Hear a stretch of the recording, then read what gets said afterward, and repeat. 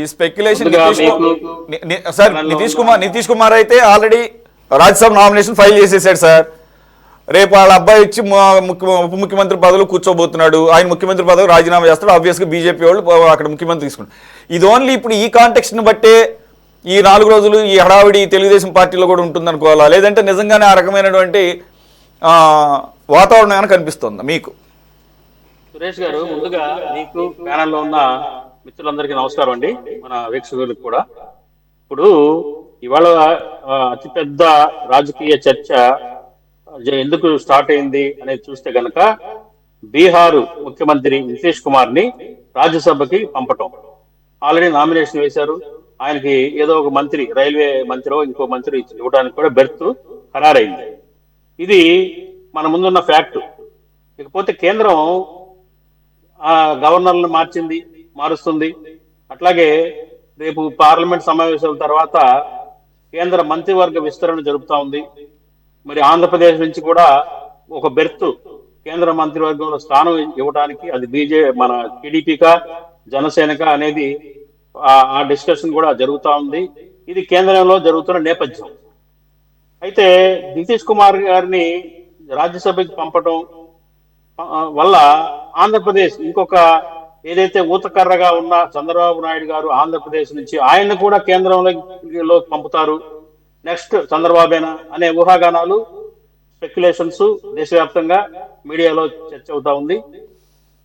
ఇక్కడ వాస్తవాలు కనుక చూస్తే గనక, మరి ఇప్పుడు మిత్రుడు మన మొహిద్దీన్ గారు పాపం ఆయన యొక్క ఫ్యాంటసీల్లో ఉన్న విషయాలన్నింటినీ కూడా నిజంగా జరిగితే బాగుండు అన్నట్టుగా మాట్లాడారు. చంద్రబాబు నాయుడు గారు ఇక్కడ నుంచి వెళ్ళిపోవాలని, మరి అట్లాగే లోకేష్ బాబు ముఖ్యమంత్రి అవ్వాలని, ఇవన్నీ కూడా మాట్లాడారు ఆయన. ఇకపోతే మన సురేంద్ర నాయుడు గారు కూడా రాష్ట్ర అభివృద్ధికి కట్టుబడి ఉన్నారు, ఎక్కడికి వెళ్ళి ఆయన వెళ్ళరు, ఆయన వెళ్ళడానికి ఇష్టం లేదు అని అన్నారు. ఇక్కడ నా పాయింట్ ఏంటంటే, ఇక్కడ ఇష్టపడి వెళ్ళాడా బీహార్ ముఖ్యమంత్రి నితీష్, లాక్కెళ్ళారా అనేది చాలా ముఖ్యమైన పాయింట్, మనం మాట్లాడుకోవాల్సిన పాయింట్. అక్కడ బీజేపీ ఇవాళ ఒక బుల్డోజ్ పరిస్థితుల్లో తీసుకెళ్తా ఉంది. నిజంగా ఇప్పుడు పరిస్థితులు చూస్తే మరి నితీష్ కుమార్ చంద్రబాబు గారి మీద బీజేపీ ఎన్డీఏ ప్రభుత్వం ఆధారపడి బతుకుందా, లేదా ఎన్డీఏ ఏదైతే బీజేపీ మీద ఆధారపడి ఈ చంద్రబాబు నాయుడు గారి ప్రభుత్వం కానివ్వండి, అక్కడ నితీష్ ప్రభుత్వం కానీ ఆధారపడి బతికినాయా అనేది అర్థం కాని ప్రశ్న. ఇప్పుడు కేంద్రంలో ఉన్న నరేంద్ర మోడీ G2 అంటారు.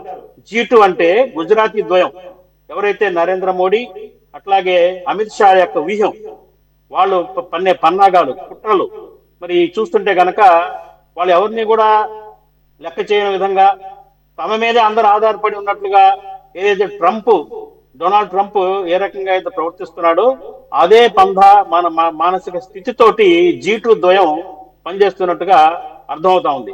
నేను సురేంద్ర నాయుడు గారిని ఒకటే అడుగుతున్నా, ఇందాక ఆయన మాట్లాడుతున్నారు చంద్రబాబు నాయుడు గారు రాష్ట్రాన్ని వదిలి వెళ్లరు, రాష్ట్ర అభివృద్ధి, పోలవరం ప్రాజెక్టు, అమరావతి, వీరిని ఎక్సెట్రా అని ఆయన ధ్యేయం, లక్ష్యం అని. నిజమే కావచ్చు.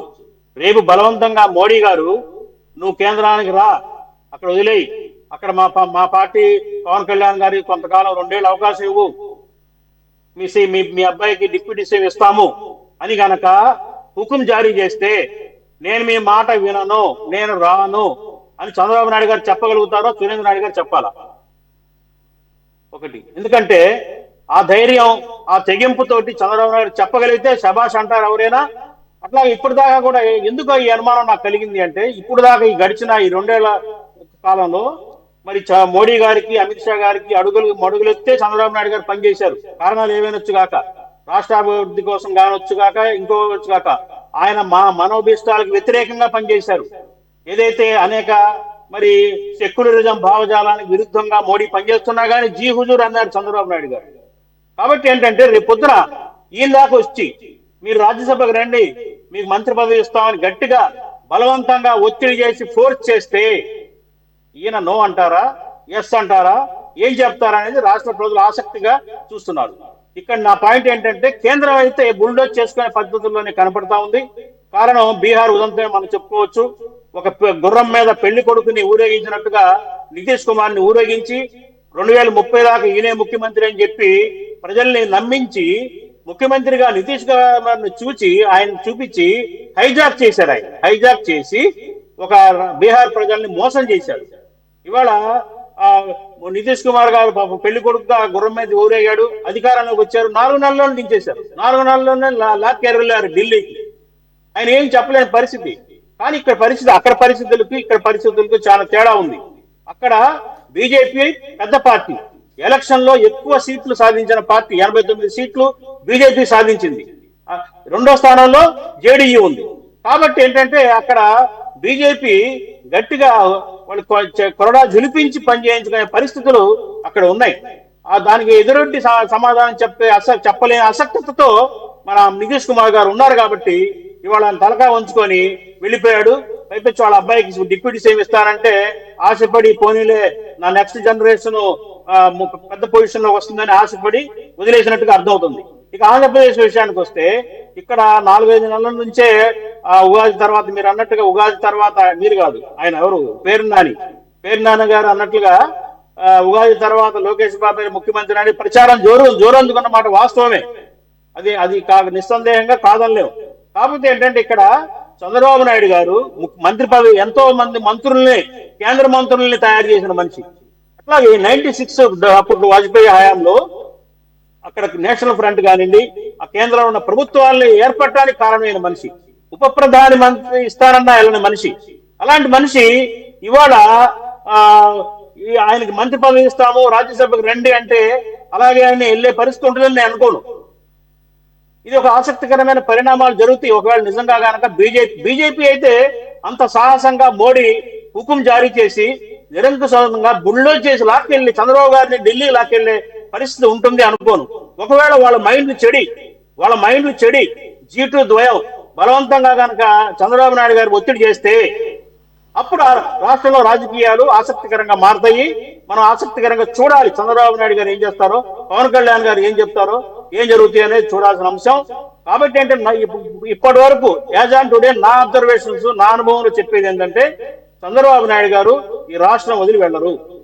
2029 వరకు కూడా ఈ రాష్ట్ర ముఖ్యమంత్రిగానే కొనసాగే అవకాశాలు ఉన్నాయి. ఆయనకి కేంద్ర మంత్రి పదవి ఇచ్చినా గానీ, ఇంకోటి ఇచ్చినా గానీ, ఇంకోటి చేసినా గానీ, లోకేష్ గారిని అక్కడ ముఖ్యమంత్రి చేస్తా అన్నా గానీ, ఆయనైతే నాకు తెలిసినంత వరకు నా అనుభవం, నా రాజకీయ నాలెడ్జ్ ప్రకారంగా ఆయనైతే రాష్ట్రం దాటి ఢిల్లీలో వెళ్లి వాళ్ళ మంత్రి పదవులకు ఆశపడతారనో, వాళ్ళ ఉప ప్రధానమంత్రులను ఆశపడతారని అయితే నేను అనుకోవట్లేదు సురేష్ గారు. This is my observation. ఆయన ముఖ్యమంత్రితో పోల్చుకుంటే కేంద్ర మంత్రి పదవులు పెద్ద పదవులు అవి. ఆయన అదేమన్నా ఆయనకు కొత్త, ఆయన పార్టీలకి ఏమన్నా కొత్త. కాబట్టి మీరు ఉప ప్రధాని, నాకైతే గుర్తున్నంత వరకు ఆయన ప్రధానమంత్రి ఆఫరే వచ్చింది అప్పట్లోనే, ఏది 90s ఎండింగ్లోనే. కాబట్టి సో అప్పుడు పరిస్థితులు వేరు, ఇప్పుడు పరిస్థితులు వేరులేండి. అప్పుడంటే నారా లోకేష్ రాజకీయాల్లోకి వస్తాడని కానీ, ఈ రకంగా రాటు తేల్తాడని కానీ ఊహించుండరు. ఆయన మొన్న మధ్య కూడా చెప్పాడు కదా, ఆయన రాజకీయాల్లోకి రావడం కన్నా కూడా బిజినెస్ చేసుకుంటే ఆయనకి ఈజీ అవుతుంది లైఫ్. మళ్ళీ రాజకీయాలంటే అంతా ఎప్పుడు 24 hours వర్కింగే కదా అని చెప్పేసి రిలాక్స్డ్గా ఉంటుంది అదైతే అని చెప్పేసి అనుకుంటే, లోకేష్ గారు కూడా నేను జనాల్లోకి వస్తాను, నేను పాలిటిక్స్లోనే ఉంటానని చెప్పేసి ఆయన దీన్ని ఎంచుకున్నాడు. ఆయన ఇష్టం కాబట్టి ఆయనకు అవకాశం, ఆయన ప్రూవ్ చేసుకుంటున్నాడు అని.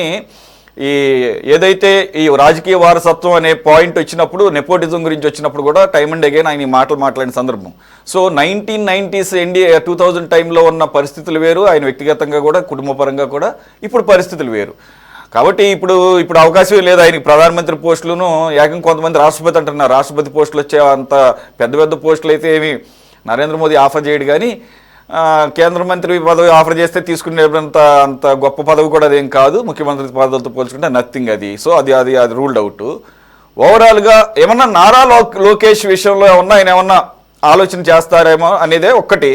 కానీ ఇది టైం అనేది మరో అంశం. అసలు రెండు ఆయన హెల్తీగా ఉన్నాడు, యాక్టివ్గా ఉన్నాడు. తెలుగుదేశం పార్టీ అలాగే జనసేన పార్టీ పవన్ కళ్యాణ్ గారితో సహా చంద్రబాబు నాయుడు గారు ముఖ్యమంత్రిగా ఆయన మీద పూర్తి నమ్మకంతో ముందుకు పోదాం అనేది వాళ్ళ ఆలోచన. కాబట్టి ఈ రెజ్యూమ్ చేంజ్ ఏమన్నా దిక్కుమాలిన ఆలోచన చేయాలంటే మీరు అన్నట్టు ఆ బీజేపీ అట్లాంటిది ఏమన్నా అదేంటి ఫ్యూచర్ పాలిటిక్స్ని ఏ రకంగా ఈ కూటమిని దెబ్బ కొట్టడం ద్వారా తను ఇక్కడ రాజకీయపరమైన లబ్ధి పొందాలనేది ఏమన్నా ఆలోచిస్తుందేమో, కానీ దానికి కూడా ఇంక కనపడటం లేదు స్కోప్. అక్కడ స్టేక్ ఉంటే కదా. సరే కోటేశ్వర గారు ఎనాలిసిస్ చూద్దాం, ఆయన అబ్జర్వేషన్ ఎలా ఉంటుంది.